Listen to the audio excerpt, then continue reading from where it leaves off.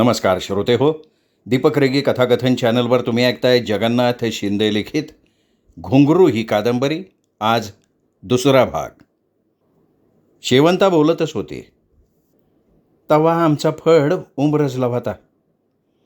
पहाटे 3ला खेळ मोडला. पब्लिक पांगलं. आवराआवर सुरू झाली.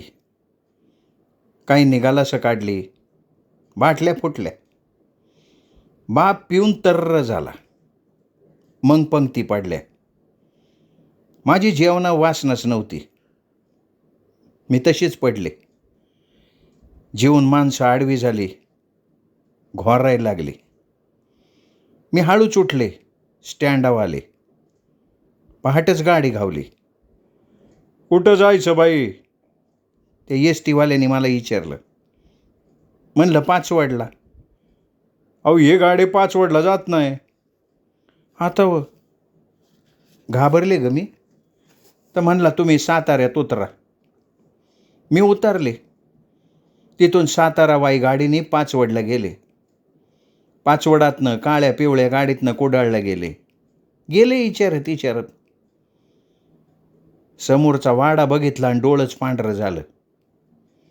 पायच जड झालं. माझ्या गरिबीची मला लाज वाटली. पदर सावरला आणि बळ एकवटून चालायला लागले. कोण पाहिजे? दाराव एका बाईने विचारलं. तर म्हणलं जयसिंगराव. ती बाई आत गेली. बराच वेळ मी उभीच. मनात दाटून आलतं जयसिंगराव आत्ता बाहेर येतीन. मला बघून डोळं पांढरं होतीन. आनंदानं पुढं होतीन. हाताला धरतीन. घरात नेतीन.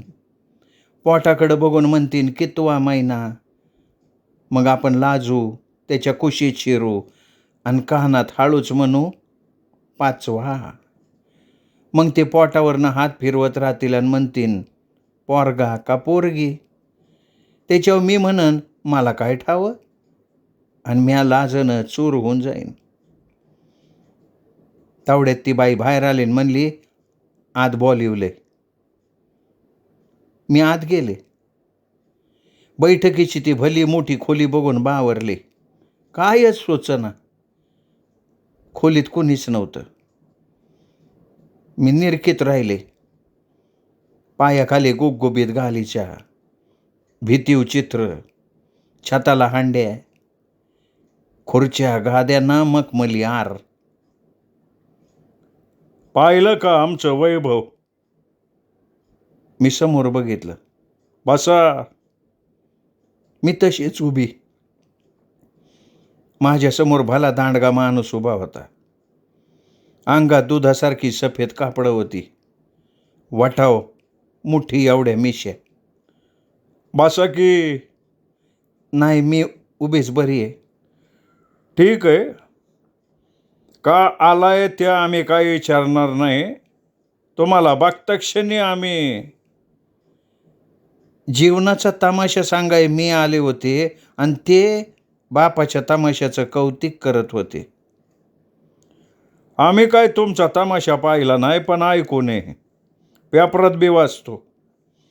शाहू महाराजांनी सोन्याचं कड बापाच्या हातात घातलं म्हणजे साधी गोष्ट नाही. त्यो विनोद सम्राट आणि तुझ्यासारखी रूपवान तरणी नाची तमाशात असल्यावर तेवढी प्रतिष्ठा मिळणारच की. त्योच माणूस बोलत होता. मला बोलायला संधीच देत नव्हता. मी म्हणले अव मी जयसिंगरावांना भेटायला आलते. ते मेढ्याला गेलेत. कधीच येतीन? त्यांच्याशी काय आहे? मी आहे ना. बोला काय पाहिजे? काय बोलणार मी? मी गप झाले. बोला बोला बोला घडा घडा बोला. आम्ही या भागातले देशमुख. 200 एकर काळी कसदार जमीन. 8-10 गडी माणसं आहेत. 4 जोडी बैल, 30 म्हशी, 20 गाया. बारदाना मोठा आहे. शिवाय नावलौकिक बी मोठा. आमच्या शब्दाशिवाय पान हलत नाही भागात. बोला बोला काय पाहिजे? मला जयसिंगराव पाहिजेत. जयसिंगराव म्हणजे तुम्ही काय तमाशातला ढोलकीवाला का तुंतुनवाला समजता? सांगितलं ना मेढ्याला गेल्यात, माझ्याशी बोला. जयसिंगरावांनी मला वचन दिलं होतं, लगीन नव्हतं ना लावलं. ते चिडून म्हणले तशी मी गप. तरुणपणात वचनं दिली जातात, सारीच कशी पाळता येतील? अव पर मी तुम्हाला ओळखलं म्हणलं ना मी. अव मी त्यांच्या पोराची आई होणार आहे. पण माझ्या बोलण्यानं म्हातारं खवळलं. ए बाया, इथं बोललीस बास झालं, परत बोललीस जीभ हासडील. तमासगिरीन तू, रोज नव्या गावचं पाणी पिणारी. पोटात पोर वाढून माझ्या पोरा वाळ घ्यायला आली काय तू? त्यांनी दात वटच खाल्लं. घाबरली की मी. अहो तुमच्या गळ्याची आण, खरंच हे पोर. बाजार बसवे, चल चालायला लागायचं. मानानं बोललो तो देव घरात बसायला निघाली की तू. हा, माझ्या डोळ्यालाच धारा लागल्या. हे बघ, आमचा वाडा भरलेला आहे, डोळं गाळायचं नाही अवदासिनीसारखं. चल चालायला लाग. ते खेकसत माझ्या अंगावर चाले. मी निघाले तसं ते म्हणले थांब. मला वाटलं म्हाताऱ्याला पाझरच फुटला. हे घे, 5,000 आहेत, डागदरगाठ, मोकळी व. या कानाचं त्या कानाला करायचं नाही. नव्यानं जग, तुंतुन व्हाला नाही तर स्वांगाड्या. लगीन लाव दोघांपैकी कोणाशी. काळं बेरं झालं इसरून जा. तुला सांगते, मी त्या नोटांकडे बघितल्यानं पच्छ थुकले. म्हणले देशमुख ठेवा, पोरग्यानं दुसरं लफडं केलं तर निस्तरायला उपयोगी पडतीन. मी निघाले तारा तारा, तसं म्हातारं माझ्या पुढ्यात उभं. हे बघे नाचे, आवाडा देशमुखाचा आहे, तमाशातल्या कलावंतीचा नाही. परत यायचं, कष्ट करायचं नाहीत. जयसिंगरावाचं महिन्या अगोदर लगीन लागलंय. काय? मला धक्काच बसला. सारी पृथ्वी माझ्या भोवती गारा गारा फिरायला लागली. वय, आत बायको हे त्याची, आणू का दाखवायला? शहाण्यासारखं वाघ, उगा येड्यासारखी केळं गिळाय जाशील आणि घशात अडकून मरशील. पुढचं बोलायला मी काही थांबलीच नाही. रड रड रडले. नशिबाला दोष दिला. फडात परत आले हो, बापानं धिंगाणा केला, माझ्यावर हात टाकला, गाल फाड फोडलं. डागदरकडं चल म्हणला, मी नाही ऐकलं. घोंगड्याला चिकटून रडत राहिले. गुलाबराव सातारकरच्या पोरीचं वाढलेलं पोट दडून राहिलं नाही. पोट वाढत गेलं तसा बाप खंगत गेला. दिसभर प्यायचा. तापात बरळाव तसा बरळायचा, कुसक नासक बोलत राहायचा. पोरी, अगं तुझा जन्म झाला आणि बाप त्याच्या दुसऱ्या दिवशी गेला. शेवंताबाईंच्या डोळ्याला धारा लागल्या होत्या. तिने बकुळाकडे पाहिलं. बकुळाच्या डोळ्यात लाल लाल इंगळं फुलली होती. ती म्हणाली, आये आये, ही बकुळा बदला घेईन, जरूर बदला घेईन. शेवंताबाईंनी आपल्या लेकीला छातीशी धरलं. आये, काय ग बकुळे, 10,000 दे. 10,000? शेवंताबाईंनी आश्चर्याने विचारलं. अगं दे 10, बाजारात जाते, आज सवड आहे, सारडाच्या दुकानातनं पोरींला साड्या आणते. अगं बकुळा, गेल्या महिन्यात तर साताऱ्यात लाहोटीच्या दुकानातनं 7,000च्या साड्या आणल्या. अगं आहे, आपल्या फडाचं नाव मोठं, आता धंदा बी बारा चाललाय, पब्लिकचा लोंडा लागलाय, नग तिथं कशाला काटकसर. अगं बकुळे, पर आये अगं तमाशाला आता थोड्या मोठ्याच्या घरची माणसं येतात. अंगाव काही चिंध्या बांधून नाचाव का पोरींनी? त्यात पोरींला साडी चोळीची आवड असते. पोरी बी खुश होतीन, मन लावून काम करतीन. बकुळं मोहरं शेवंताबाई काय बोलले नाही. अलीकडं शेवंताबाई बकुळेला विरोध करत नव्हती. बकुळांनी लग्नाला नकार दिला तशी शेवंता चेकाळली होती. बकुळा म्हणल सांगल तशी वागत होती. 8 दिवसापूर्वी वाघाची कपडं 30,000ची आणली. पडदं नवीन घेतलं, विंगा नव्या घेतल्या, लाईटीचं सामान आणलं आणि 60,000ची सेकंड हँड जीप बी घेतली. सारं बकुळाच्या हौशेनं मर्जीनं. बकुळानं हाक मारली, गणपतराव. गणपतराव 10 ठिकाणी मुरडत आला. गणपतराव येतोच नवं सारडाच्या दुकानात? आता का बाया नाही कोण म्हणतंय, तुम्ही चल म्हणता मिटाना ना. गणपतराव निघाला तशी साळू धावत आली. बाजारात निघाला वे? आता का बाया तू ग कशा पाय? गणपतनी तिला आडवं लावलं. आज खेळ नाही, बसून तरी किती राहायचं, तेवढंच पाय मोकळं. साळू म्हणाली तसा गणपत म्हणाला, पायच मोकळं करायचेत ना तुला, तर बस की बैठका मारत. गणपतराव येऊ दे तिला. आता येऊ दे तिला तर येऊन दे तिला. मी काय हातपाय बांधतोय काय तिचं? चले बाया. गणपत तुरू तुरू चालत जीपमध्ये जाऊन बसला. साळू निघाली. तिच्या मागं तारी सरीही निघाली. ड्रायव्हर सीटच्या बाजूला बकुळा बसली. मागच्या सीटवर गणपत, साळू, लिली, सरीही बसल्या. ड्रायव्हर लालानं चावी फिरवली. गाडी बाजाराच्या दिशेनं धावायला लागली. साऱ्याजणी नगर शहराचं रूप डोळ्यात भरून घ्यायला लागल्या. रोज नवं गाव, नवं शहर पाहणाऱ्या पोरी, पण त्यांचा संबंध मोकळ्या माळाशी, मैदानाशी, नाही तर कधीतरी थिएटराशी. गावात मोकळं हिंडाय मिळायचं नाही त्यांना. तमाशाच्या तंबूशी त्यांचा व्यवहार, पण आज बकुळानं त्यांना बरोबर घेतलं, त्यामुळे ते हसत होत्या, खिदळत होत्या. नारायणपेठेतनं जीप पळत होती. नारायणपेठेचा रस्ता अरुंद. रस्त्याच्या दोन्ही बाजूला लक्ष्मीने आपला थाट मांडलेला. शेकडो दुकानातून सजून उभी. रस्त्यावर भलती गर्दी. दोन्ही बाजूला हातगाड्या, फेरीवालं, भेळवालं, सटारफाटारवालं, कपडा लक्तावालं, नाना प्रकारच्या वस्तू विकणारं, त्यामुळे रस्त्याचा आकार बारका. एक गाडी पुढे गेल्याशिवाय दुसऱ्या गाडीला जाता येत नव्हतं. जीप उभी राहिली. ममद्या का र? मागं बसल्या सरीनं विचारलं. काय फॅटवाला गाडी उभी करून बसलाय?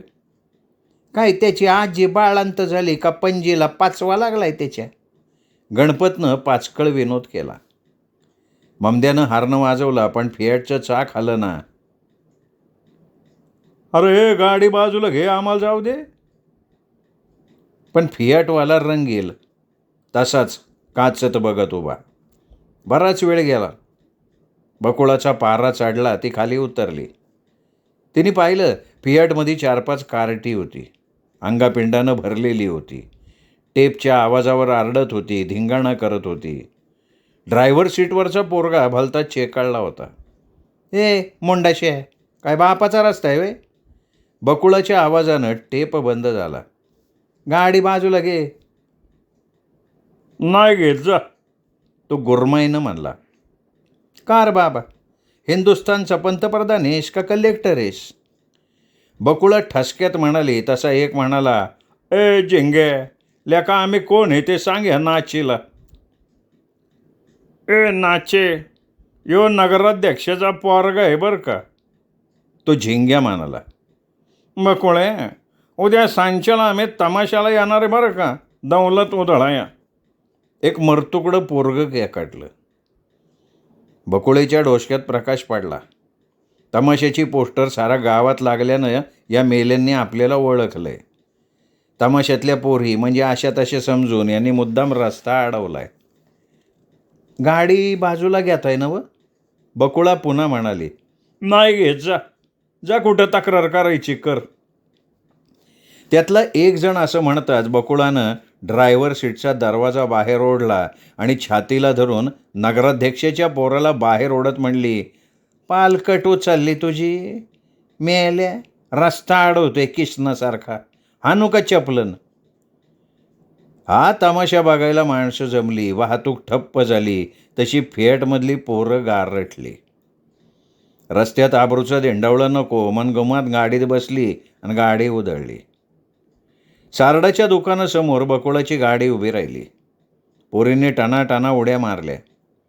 बकुळाच्या अंगच्या दुर्गामातेच्या दर्शनानं त्या चेकाळल्या होत्या, खुश झाल्या होत्या. चालत नाही, जणू त्या नाचतच होत्या. बकुळेसह 5-6 पोरी दुकानात शिरल्या, तशा सगळ्यांच्या नजरा त्यांच्यावर खिळल्या. पातळाची घडी घालणाऱ्याचं हात तसंच राहिलं. मॅनेजर नोटा मोजाय चुकला. शर्टाचं कापड मोजणाऱ्या पोराच्या हातातनं कैची खाली पडली. मालक दुकान विसरून पुढं आला. मॅनेजर धावत समोर उभा राहिला. बकुळा सातारकर तुम्ही होय? लाळ गाळत बोलावं तसा बोलला. वय, मी बकुळा. काय सेवा करू? शालू घ्यायचेत. तो कमरत वाकत थेट शालूच्या दालनातच गेला. नगरचं सारडाचं दुकान उभ्या महाराष्ट्रात मशहूर. मिलच्या दारात कापड मिळतं, शिवाय 1000 व्हरायटी. एकाच दुकानात लंगोटापासून 20,000च्या शालूपर्यंत सगळी कापडं. त्यामुळं दुकान जंगी. पातळाचा वेगळा विभाग, धोत्राचा दुसरा, बुशकोटचा तिसरा, ब्लाऊजचा चौथा, विभागवार सगळी रचना. सारडा थेट शालूच्या विभागात घेऊन गेला. मालकामागं मॅनेजर होता. मॅनेजर मागं 5-6 सेल्समन होते. त्या सेल्समनच्या मागं 5-25 बिगारी. पोरी शालू बघण्यात दंग झाल्या. हा घ्यावा का तो घ्यावा, एका परासी एक, नाना रंग, हजारो डिझाईन, पोतात फरक. बुट्टीत डोळं निवत होतं, पण पसंती होत नव्हती. हे पोरींनो, नवरा निवडा बी इतका वेळ घालवत नाहीत, चला आटपा लवकर, बकुळा लाडानं म्हणाली. साड्या निवडून झाल्या. साड्या काउंटरवर आल्या. किती बिल झालं मालक? तुम्हाला बिलाचं काय करायचं? अहो असं कसं, पैका तर मोजावंच लागणार ना. बाय, सारं पैसं चुकतं केलं गेलंय, मालक म्हणाला. कोणी चुकतं केलं? बकुळानं आश्चर्यानं विचारलं. ते काय, त्या पाहुण्याने. मालकानं पायऱ्या उतरून जाणाऱ्या माणसाकडं बोट दाखवलं. बकुळा तीरासारखी सुटली. मागणं त्या पाहुण्याचं बकुड धरलं.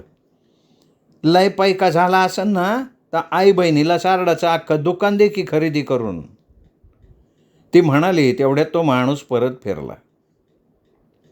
मेल्या, रस्त्यात तमाशा झाला तेवढा कमी झाला वय? कोण र तू? नाही नाही, आमचा कोण तू? पैक मोजतोय, आमच्या पाठचा का पोटचा? बकुळाच्या या अवतारानं त्याची बोबडीच वळली. अरे दिसाला 5-50 हजार कमवते मी, उचल तुझा पैसा आणि लाग चालायला, चल. तो नगराध्यक्षाचा पोरगा थरथर कापत परत फिरला. मालकाकडनं पैसे घेऊन निघून गेला. बकुळानं झंपरच्या आतून पाकिट काढलं, पैसे मोजलं आणि बाहेर पडली. पोरी गाडीत बसल्या. गाडी सुरू झाली. काय पण म्हणाव या माणसांना बाई, रस्त्यात जोड्यानं हाणला तरी दुकानातच आला मिळाला, गणपत म्हणला. पोरींनी शालू नेसलं. एक दुसरीला म्हणायला लागल्या, कशी दिसते मी. आरशात पुन्हा पुन्हा डोकवायला लागल्या.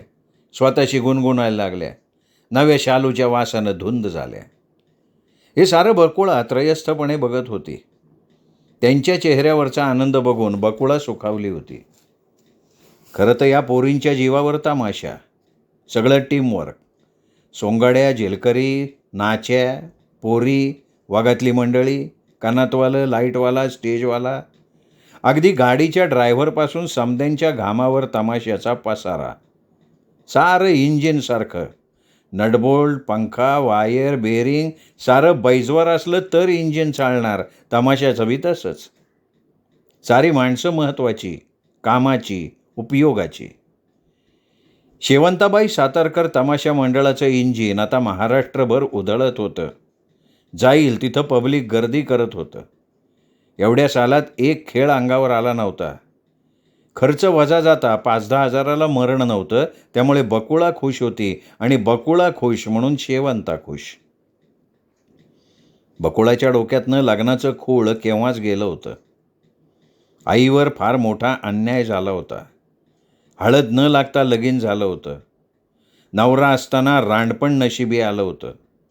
हक्काचं वैभव असताना गावोगाव फिरावं लागलं होतं. बाप जिता असून पोरीला बापाची माया मिळाली नव्हती. रोज हजारो नजरा घायाळ करणारी मदनमंजिरी आयुष्यभर उपाशीपोटी राहिली होती. अंगातली जवानीची आग रोज जाळून काढत होती. मनात आणलं असतं तर कुणी बी तिच्या खुशीत हौसेनं शिरला असता. पण शेवंताबाई बकुळाच्या जन्मापासून कोरी राहिली होती. जयसिंगरावाशिवाय कुठल्याही माणसाला तिने हात लावू दिला नव्हता आणि जयसिंगराव जो गायब झाला तो पुन्हा आला नव्हता. आईची कर्मकहाणी ऐकून बकुळावर भलता मोठा परिणाम झाला होता. तमासगिरीन ती तमासगिरीन. दिसाय गुणी, कामानं उजवी आणि गळ्यात गाणं असलं तरी तिने संसार थाटायचा नसतो. पायात घुंगरं बांधणाऱ्या बाईला गळ्यात मानानं डोरलं बांधता येत नाही. लगीन लावायचं लावणीशी, चाळाशी, ढोलकीशी, डफाशी. अगदीच कट निघना तर तुंतुनवाला, ढोलकीवाला, झिलकरी, सोंगाड्या नाहीतर मॅनेजर यांच्याशी पाठ लावून मोकळं व्हायचं. थोरा मोठ्याच्या घरात तमाशातली राणी नाही जाऊ शकत. बकुळावर झाल्या परिणामाची परिणिती काल नगरच्या बाजारात आणि सारडाच्या दुकानात घडली होती. थोरा मोठ्याच्या घरचा तरणा ताठा पोरगा बघितला की तिला त्याच्यात जयसिंगराव दिसे आणि मग ती त्याच्यावर तोंड टाकून भडाभडा बोले, चिडे. जयसिंगरावाचा सूड घ्यायचं ती विसरलेली नव्हती. शेवंताबाई माईक समोर उभी राहिली. नटेश्वराला वंदन केलं. रसिक मायबापाला हात जोडलं आणि खड्या आवाजात गाणं सुरू केलं. शेवंताबाईनं गुलाबराव सातारकरचा रिवाज चालू ठेवला होता. गणाला स्वतः समोर उभी राहायची. मनोभावे देवाला आळवायची. पब्लिकला देव समजून हात जोडायची, आशीर्वाद मागायची. गण झाला. नारायण झेंडेची थाप डफावर पडली. नाना परबची बोटं ढोलकीवर नाचू लागली. हाय कुसगावकर, पी पसरणीकर यांनी टाळ तुणतुणं सावरलं. तोडा सुरू झाला. खणाखणी वाढली, मध्येच कमी झाली, पुन्हा जोर चढला. नाना परबानं गुडघं टेकलं. ढोलकी बोलायला लागली. गळ्यातला मफलर सांभाळत नारायण झेंडे लांब ढांगा टाकत नाना परबाभोवती फिरायला लागला. काही वेळातच दोघं एक दुसऱ्यासमोर झाले आणि जुगलबंदी सुरू झाली. दोघे एक दुसऱ्याचे कलेत बाप. दोघं सारख्या ताकदीचे. कोणी हटत नव्हता, कमी पडत नव्हता. जुगलबंदी चांगलीच रंगली, शिगेला पोहोचली. पब्लिकच्या काळजावर नाना परबाची बोटं नाचत होती आणि हृदयावर नारायण झेंडेची थाप पडत होती. पब्लिक बेहद्द खुश झालं होतं आणि टाळ्यांच्या कडकडाटानं अख्खा तंबू भरला होता. गवळण होऊन गेली. आता बतावणी सुरू झाली. एका बाजूनं चिमणराव बोरगावकर तर दुसऱ्या बाजूनं मदन वाईकर आले. कोट्यावर कोट्या, विनोदी झटका, शब्दांच्या कोलांट्या, बुद्धीचा सपाटा, बोलण्याला खटका. पब्लिक हसून हसून बेजार झालं. गडाबडा लोळू लागलं. डोळ्यात पाणी आलं. लाईट ऑफ झाला. तेवढ्यात नाना रंग स्टेजवर उधळलं गेलं. फुलांची बरसात, हार्मोनियमचे स्वर, ढोलकीचे बोल आणि घुंगराची साद एकाच वेळी ऐकू आली. आल्या आल्या आल्या म्हणत 11 तरण्या ताठ्या पोरी नाचत स्टेजवर आल्या.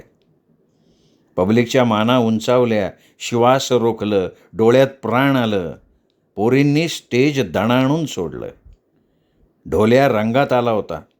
11 पोरी एकाच थाटात, एकाच रंगाच्या शालूत, एकाच ठेक्यात यंत्रासारख्या नाचत होत्या. अख्खं पब्लिक गार झालं.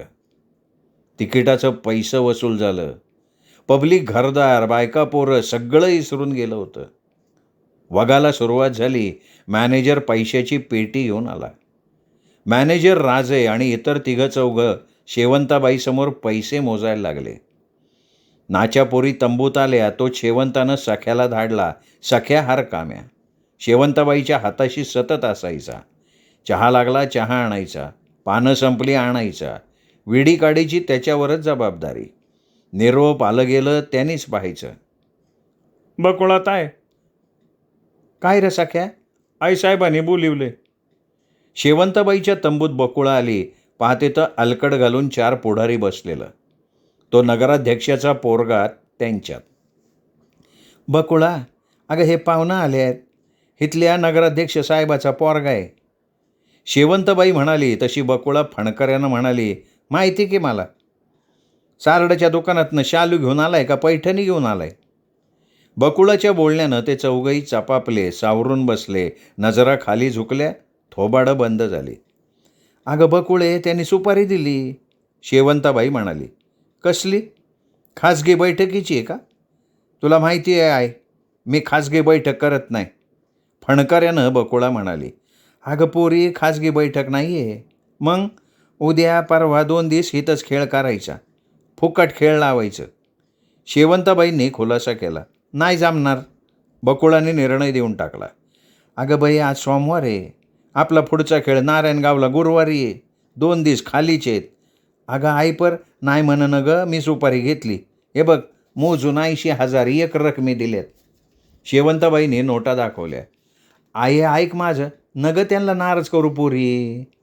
अगं या माणसांचा जीवाव आपलं पोट आहे. त्यात वळीनं 2 दिवस खाली आहेत, करू की खेळ. आहे अगं, फुकट खेळ करायचा, मग पब्लिकला आवरणार कोण? काहीतरी बोलायचं म्हणून बकुळा बोलली. नाही, त्याची काळजी तुम्हाला न गं, आमचे स्वयंसेवक मंडळी सगळी काळजी घेतील. नगराध्यक्षाचा पोरगा बोलला. त्याच्यावर तिखट प्रतिक्रिया बकुळा व्यक्त करणार होती तेवढ्यात दुसरा एक जण म्हणाला. अंचूल बी पेटू नका. 2 वेळचं जेवण आम्ही धाडणारे, चहा पाणीसुद्धा आमच्याकडनं. बकुळा सावध झाली आणि म्हणाली, मंडळी एक पुसू का? हा पुसा की. जत्रा नाही, उरूस नाही, मग फुकट तमाशाचा खेळ लावायचं कारण?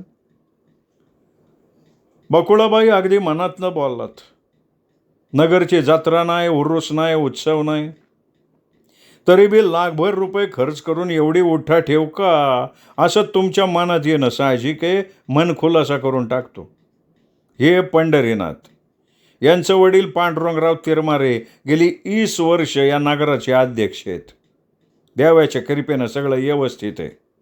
आता तोंडाव इलेक्शन आले, पण हे इलेक्शन पाहिल्यागत नाही ना. थेट साऱ्या नगरच्या माणसांनी नगराध्यक्ष निवडायचं आहे. आता योगानं तुम्ही हे तो आलाय, तर म्हणलं या तुमच्या खेळातनं थेट मतदाराशी पांडुरंगराव तिरमेरांचा संपर्कच घडवून टाकू. एक समजदार तरुण म्हणाला. तो राजकारणात मुरब्बी वाटत होता. तमाशात राजकारण असन तर आम्हाला अजिबात खेळ न ग, बकुळा फट्टदिशी बोलली. बकुळा, तमाशात अजिबात राजकारण नाही. तुमच्या खेळात स्टेजवर कोणी येऊन भाषण करणार नाही. फक्त अध्यक्ष साहेब तुम्हाला साडी चोळी देऊन मानपत्र अर्पण करतील. मानपत्र देणार वय? शेवंताबाई हुरळली. हुरळून जावी अशीच वेळ होती. गुलाबराव सातारकरांना शाहू महाराजांनी सोन्याचं कडं दिलं, मानाचा फेटा बांधला, उभ्या महाराष्ट्रात गौरव झाला. त्यांच्या मागं त्यांच्या फोरीनं फड गाजवला, पण आजवर मानाचं पान नव्हतं. तो योग आला होता. नाही कसं म्हणायचं. शेवंताबाईंनी होकार देऊन टाकला. श्रोते हो, हा होता दुसरा भाग जगन्नाथ शिंदे लिखित घुंगरू या कादंबरीचा. तिसरा भाग उद्या ऐकूयात. नमस्कार.